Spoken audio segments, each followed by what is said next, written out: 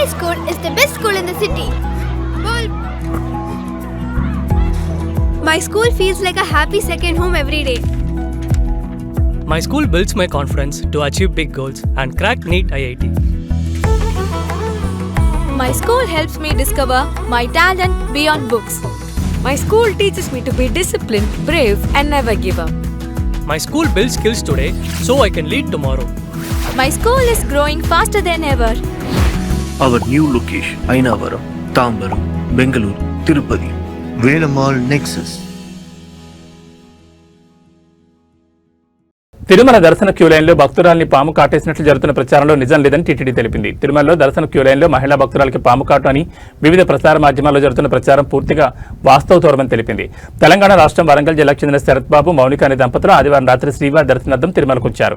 ఈ నేపథ్యంలో టాక్సీలో మ్యూజియం సమీపాన ఉన్న ఆర్బీ సెంటర్ పార్కింగ్ ఏరియాకు చేరుకోగానే మౌనిక తన పాదాలకు పసుపు రాసుకునేందుకు చీకట్లో పక్కనే ఉన్న స్థలంలోకి వెళ్లిందని, ఆ క్రమంలో కాలుపై స్పర్శ తగలడంతో భయభ్రాంతులకు లోనైందన్నారు. తన భర్త శరత్ ఆ ప్రాంతాన్ని పరిశీలించగా చిన్న పాము కనిపించిందని తెలిపింది.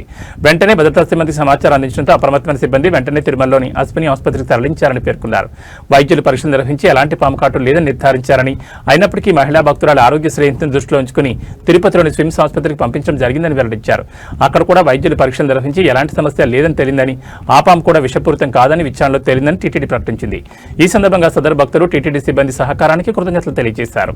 నమస్కారం సార్, నా పేరు శరత్ బాబు, మా వైఫ్ మౌనిక. సో మేము తెలంగాణ స్టేట్ వరంగల్ డిస్టిక్ టేక్మండలం మండలం నుండి వచ్చినాము. మాకు టోకెన్ డేటు 22/2/2026 రాత్రి 10:45కి ఉంది. సో ఆ రోజు నేను మా వైఫ్, నాతో వచ్చిన మా బంధువులు కలిసి ఆ రోజు జీప్లు ప్రైవేట్ ట్యాక్సీలో బ్యాంక్ ఆఫ్ మహారాష్ట్ర ఏటీఎం ముందు డ్రాప్ అయినాము. డ్రాప్ అయిన తర్వాత మా వైఫ్ కాళ్ళకి పసుపు పూసుకోవాలని ఆపోజిట్లో ఉన్న కారు పార్కింగ్ ఏరియాలో పసుపు పూసుకుంటుండగా ఆమె కాళ్ళ మీద ఏదో పారినట్టు అనిపించింది. దానివల్ల ఆమె భయపడి బయట ఏమన్నా చేసిందేమో అనుకొని భయపడినాము. అది చిన్న పాములాగా ఉంది, దాన్ని మేము వెంటనే చంపేసినాము. ఇమ్మీడియట్లీ మా మిసెస్ని లోకల్ గవర్నమెంట్ హాస్పిటల్కి షిఫ్ట్ చేసినాము. అక్కడ వాళ్ళు ఎగ్జామిన్ చేసేసినారు, అపోలో వాళ్ళు కూడా ఎగ్జామిన్ చేసినారు. బట్ వాళ్ళు బయట ఫైండ్ చేయలేదు. మళ్ళీ అది స్నేక్ యాసిడ్తో కూడా వాళ్ళు మాట్లాడేసి నాన్ వేనమస్ అని కన్ఫర్మ్ చేసినారు.